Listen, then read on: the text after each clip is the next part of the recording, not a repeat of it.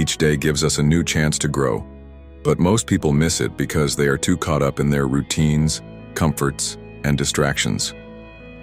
Growth doesn't come by waiting or by staying in a comfort zone. It happens when we challenge ourselves, observe our thoughts, and face life directly.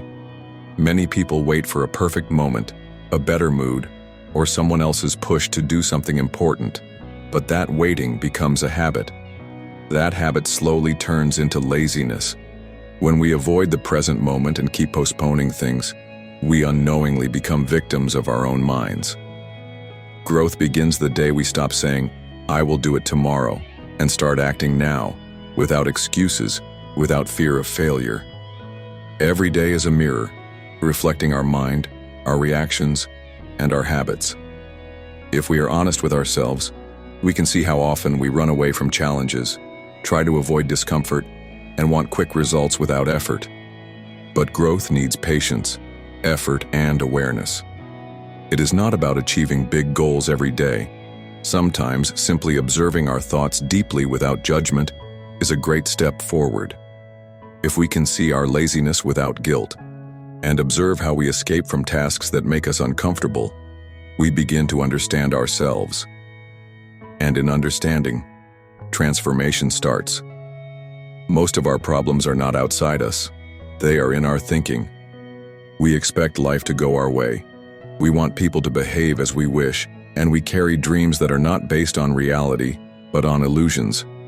When these dreams break, we feel disappointed. So to predict our problems, we must first understand our expectations. For example, if I expect everyone to like me, then even a small criticism will feel like a big insult. If I expect success without effort, failure will seem like a punishment. So problems don't suddenly appear. They come slowly, through small expectations that grow into large disappointments. To understand our future problems, we must see the roots we are watering today. Are we feeding laziness? Are we living in denial? Are we ignoring our health, our emotions, or our relationships? If yes, then one day, these will turn into pain. For example, if I avoid exercise today because it feels boring, in a few years, I may face health problems. If I don't face small arguments in a relationship and keep suppressing emotions, later they will explode as big fights. Life gives signs, small warnings, small discomforts, but we must be present to see them. And presence is not a skill. It is our natural state when we stop running from life. To live in the present is not about becoming someone special. It simply means we stop living in the past or future. When we do things now, without waiting, we feel alive. Have you noticed how peaceful you feel when you are fully involved in something, like painting, dancing, cooking, walking in nature, or talking deeply with someone? That peace comes because you are fully present. But when you do something just to finish it, or when your mind is somewhere else, life feels heavy. So the more we bring our full attention to what we are doing, the more joy we feel. Even washing dishes or sweeping the floor can become meditation if done with presence. And presence destroys laziness, because when you are here and now, there is no room for delay or excuses. Laziness is nothing but absence from the moment. When we are present, action flows naturally, and we don't need motivation or pressure. We act because we are connected to life, not because someone is forcing us. Now let's talk about desire.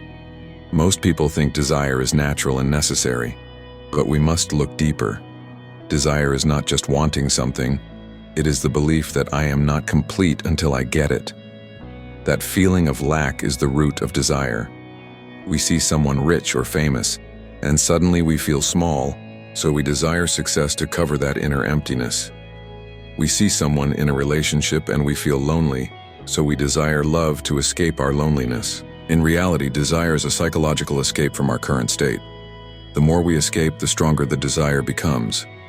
And this desire never ends, because once we get what we want, the mind finds a new lack. For example, you wanted a new phone, and you got it. But after a few days, the mind says, now I need better clothes. Then it says, now I want more followers on social media. Then, I want respect. It never stops. The mind lives in future desires because it is not satisfied with the present. But no object or person can fill that inner emptiness. Only deep understanding of this process can bring real contentment. When you observe desire without feeding it, without judging it, without trying to run away from it, you begin to see that it is just a thought, a movement of the mind. You don't have to obey it. You can simply let it pass. And that is freedom. So what can we control in life? Very little if we are honest. We cannot control people's behavior, the weather, accidents, or sudden changes. But we can control our actions, our responses, and our awareness. We can choose what we focus on, how we speak, how we take care of our health, and how we treat others. When we focus on what we can control, we feel powerful. When we focus on what we cannot control, we feel weak, frustrated, and anxious. For example, if you keep worrying about whether people will like you, you will always feel nervous. But if you focus on speaking honestly and respectfully, that is in your control, and the rest will take care of itself. Life becomes simple when we stop trying to fix everything and everyone. The real strength lies in accepting what we cannot change and working on what we can. This doesn't mean we become passive or careless, it means we become wise. We stop wasting energy on things that are not in our hands, and we use that energy to grow. And finally, acceptance is the key that opens the door to peace. Acceptance does not mean agreement or helplessness, it means seeing things as they are without resistance. When life brings pain, we accept it. When life brings joy, we accept that too. We stop asking, "Why me?" and start saying, "This too is part of life." For example, someone you love leaves you. It hurts. But instead of blaming yourself or them, instead of drowning in self-pity, you accept the fact that people change, relationships shift, and life moves on. This acceptance does not come in one day. It grows slowly as we understand the nature of life. Life is not a straight line. It is a dance of opposites, pain and pleasure, gain and loss, success and failure. If we accept only pleasure and reject pain, we will suffer. But if we accept everything that comes, we become free. Like a river that flows around rocks, we too learn to flow with life. Resistance creates suffering. Acceptance brings peace. So growing daily is not about doing big things or achieving great goals. It is about understanding yourself, living in the present, observing your thoughts, acting with awareness, and letting go of what you cannot control. It is about seeing how your desires are formed and how they make you restless. It is about facing discomfort instead of hiding in comfort. And it is about embracing life as it is, raw, unpredictable, beautiful, and sometimes painful. You grow when you are honest with yourself. You grow when you stop pretending. You grow when you stop running. Growth is not in becoming someone else. It is in being completely present with who you are now and letting life guide you from there. Imagine a person who wants to improve their life. Every morning, instead of checking the phone, they sit quietly for 5 minutes and observe their thoughts. They don't judge or control anything. They just watch. Then they make a list of things they can do today, focusing only on what is in their control. They don't plan too far or worry about what might go wrong. They just act moment by moment. When laziness comes, they don't fight it with guilt. They simply ask, "What am I escaping from?" and try to understand.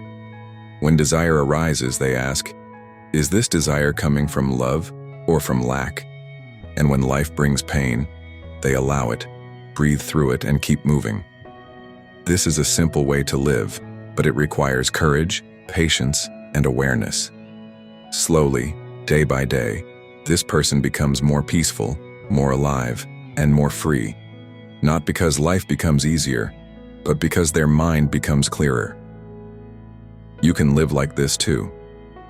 No matter your age, background, or past, every day is a chance to see clearly, act wisely, and love deeply. The present moment is not small, it is infinite.